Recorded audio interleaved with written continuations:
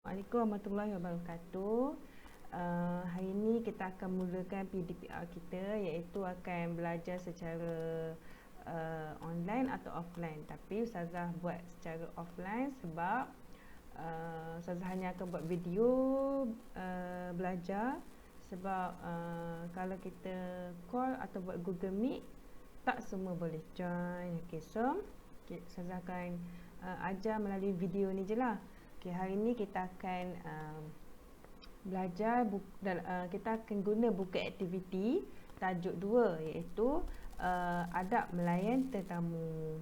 Okey, adab melayan tetamu kita dah belajar dulu kat sekolah sebelum ni, sebelum PKP. Tapi kita masih tak buat lagi latihan di dalam buku aktiviti. Jadi hari ni kita akan buat latihan dalam buku aktiviti ni bersama-sama. Okey, kita pergi dekat yang pertama, iaitu dia bagi tahu tajuk apa? Adab melayan tetamu ni, tulis jawapan di tempat kosong. Disuruh kita pilih jawapan dekat sini, mana yang sesuai untuk kita letak dekat tempat yang kosong ni. Okey, so yang pertama kita baca jawapan dia dulu. Okey, mana nak mana? Kita baca jawapan dia dulu. Kotak pertama adalah berkunjung, kotak kedua melayan, kotak ketiga dituntut, kotak keempat bersalaman, dan kotak kelima selesa. Okey, yang pertama, tetamu ialah orang yang datang tempat kosong ke rumah kita, sama ada dijemput atau tidak. Jadi jawapan dia ialah, kita buat sesama je ya.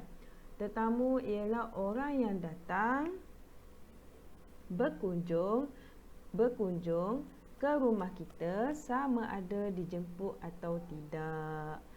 Itulah tetamu ya, yang datang ke rumah kita, sama ada dijemput atau tidak, asalkan dia datang ke rumah kita, dia tetamu. So kita kena layan baik-baik. So nombor 2, memuliakan tetamu sangat apa? Sangat dituntut dalam agama Islam. Okey, nombor 3, kita hendaklah apa? Hendaklah melayan tetamu dengan baik tanpa mengira umur, bangsa dan agama. Okey, nombor 4, kita hendaklah menyediakan tempat duduk yang selesa dan bersih untuk tetamu yang datang ke rumah kita. Okay, nombor 5, apabila tetamu berkunjung ke rumah kita, hendaklah bersalaman dengan tetamu. Yang seterusnya, isi tempat kosong dengan jawapan yang betul. Ini adalah sabda Rasulullah SAW mengenai tetamu. Okey, yang pertama ni, wa man kana yu'minu billahi wal yaumil akhir falyukrim dhaifah. Sabda Rasulullah. Maksud dia, dan sesiapa yang beriman kepada Allah dan hari kiamat, maka hendaklah dia memuliakan tetamu. Itu jawapan dia untuk muka surat ini. Okey, ada je dalam buku teks yang baru Ustazah photostat sebelum ni. Boleh tengok balik lah. Okey, muka surat seterusnya ni disuruh kita nomborkan urutan adab menyambut tetamu dengan betul. Apa yang mula-mula sekali yang kita kena buat? Okey, yang pertama adalah kita kena buat menjawab salam tetamu. Okey, ni adalah yang nombor 1, yang dekat nombor 3 ni, menjawab salam tetamu. Itu yang paling penting kalau tetamu datang rumah kita. Pertama sekali kita kena jawab salam tetamu dulu. Okey, yang kedua, kita kena membuka pintu apabila diketuk. Apabila tetamu dah ketuk pintu, dia bagi salam, kita kena jawab salam, kemudian kita buka pintu. Okey, nombor 3, kita kena bersalaman dengan tetamu yang datang ke rumah kita. Lepas jawab salam, buka pintu, terus salam dengan dia. Okey, kemudian kita kena bermanis muka lah. Bermanis muka mana? Okey, ni bermanis muka ni nombor 4. Kena manis muka lah. Takkan tetamu datang kita nak masam-masam. Orang pun tak suka datang rumah kita kan. So, kenalah bermanis muka. Okey, yang seterusnya, okey, apa yang kita kena buat adalah yang nombor 5, kita kena jemput tetamu masuk ke dalam rumah. Takkan nak biar tetamu duduk kat luar, betul tak? So kita kena jemput tetamu kita masuk kat dalam rumah. Okey, yang seterusnya ni adalah yang nombor 7. Bersifat ikhlas dan berlapang dada. Ikhlaslah kita maksudnya ikhlaslah kita menerima kehadiran tetamu tu. Janganlah kita tak ikhlas. Tamu tu membawa rezeki kepada kita. Dan akhir sekali adalah kita kena yang mana akhir sekali? Oh, dia ada 7 je kat sini. Okey, cukup 7 kat sini. Okey, itu sajalah yang urutan adab menyambut tetamu. Okey, kita pergi yang seterusnya. Okey, yang ini dia suruh korang warnakan jawapan yang betul. Jadi korang hanya warnakan jawapan yang betul. Kalau tak ada colour, boleh lorek saja macam biasa. Okey, nombor 1, memakai pakaian yang apa? Kemas dan menutup. Ni mesti senang kan? Mesti semua boleh jawab. Memakai pakaian yang bersih, kemas dan menutup aurat. Takkanlah tutup muka pula. Okey. Nombor 2, menjaga suasana rumah supaya tidak mengganggu ketenteraman tetamu. Okey, kita bagi keselesaan lah dekat tetamu kita kan. Okey, nombor 3, bukan tapis tapi elak daripada melakukan sesuatu yang boleh menjatuhkan maruah tetamu. Jaga maruah tetamu, jaga aib tetamu. Jangan kecilkan hati tetamu yang datang rumah kita. Akhir sekali, menjaga tutur kata dan tingkah laku untuk tetamu. Okay, itu sajalah yang ni. Pergi seterusnya. Okey, yang ini dia suruh kita warnakan merah untuk adab sebagai tetamu. Dia tak suruh kita warnakan semua. Dia suruh kita warnakan merah untuk adab sebagai tetamu saja. So, yang nombor 1 dia cakap berkunjung mengikut masa yang sesuai. Ni adab sebagai tetamu, bukan adab sebagai tuan rumah. Okey, nombor 1, berkunjung mengikut masa yang sesuai. Betul kan? Jadi kita colourkanlah merah dekat sini. Berkunjung mesti kena ikut masa yang sesuai. Janganlah masa tengah-tengah pagi lepas subuh tu terus datang rumah, ataupun tengah-tengah malam datang rumah orang dah nak tidur. So tak boleh, kena datang waktu yang sesuai. Okey, so nombor 2, tidak memberi salam sebelum masuk ke rumah. Tidak memberi salam, itu tak bagus. Itu tak beradab sebagai tetamu. Kita kena bagi salam dulu. Saya cakap apa? Bagi salam 3 kali saja. Ketuk pintu pun 3 kali saja. Kalau tak ada jawapan daripada tuan rumah, maksudnya tuan rumah tak ada dekat rumah, ataupun mungkin tengah tidur ataupun busy, kita bolehlah datang pada waktu yang lain. Okey, seterusnya nombor 3.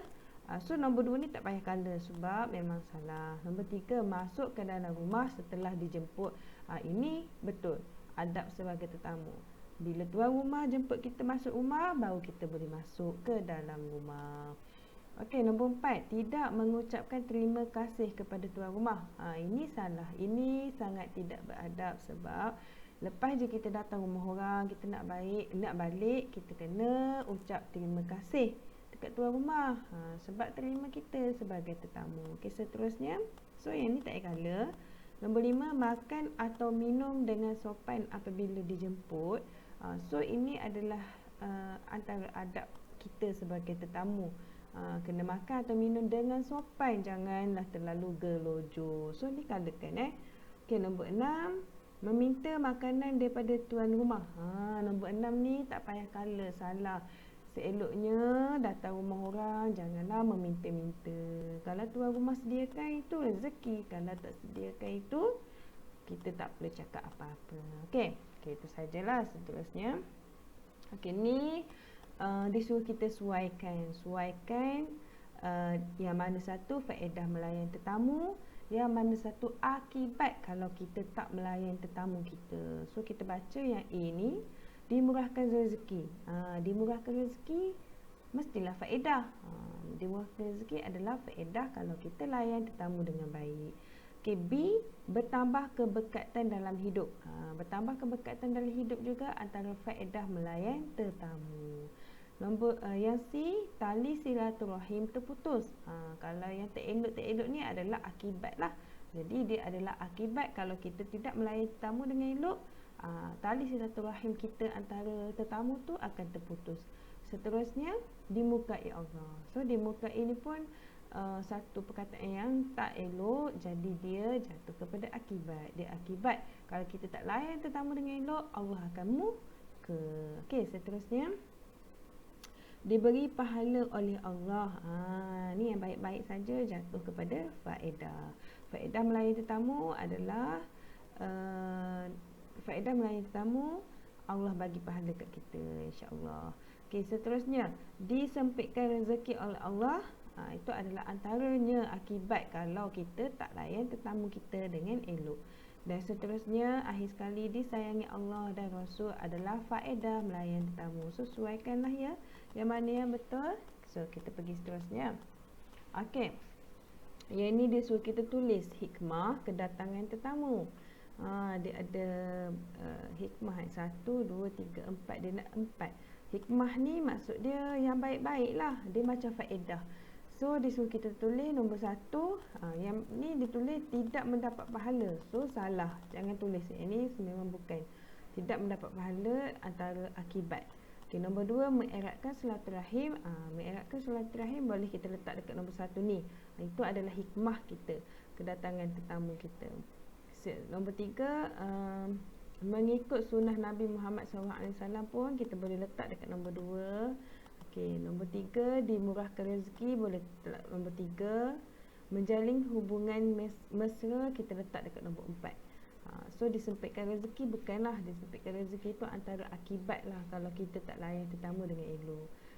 So jawapan dia yang pertama, mengeratkan silaturahim, mengikut sunnah Nabi, dimurahkan rezeki dan menjalin hubungan mesra antara tetamu. Okey, ni 4 adalah dia punya hikmah kedatangan tetamu. Okey, itu saja. Okey, dah habis Okey, alhamdulillah. So untuk subjek adab, kita buat buku aktiviti dululah, buku aktiviti adab melayan tetamu ni dulu. Sebab kita dah belajar dah kat sekolah sebelum PKP, cuma tak sempat nak buat dalam buku aktiviti lagi. Jadi korang boleh buat dekat dalam buku aktiviti, okey? Nanti buka sekolah saya boleh check lah. Okey, terima kasih semua. Assalamualaikum warahmatullahi wabarakatuh.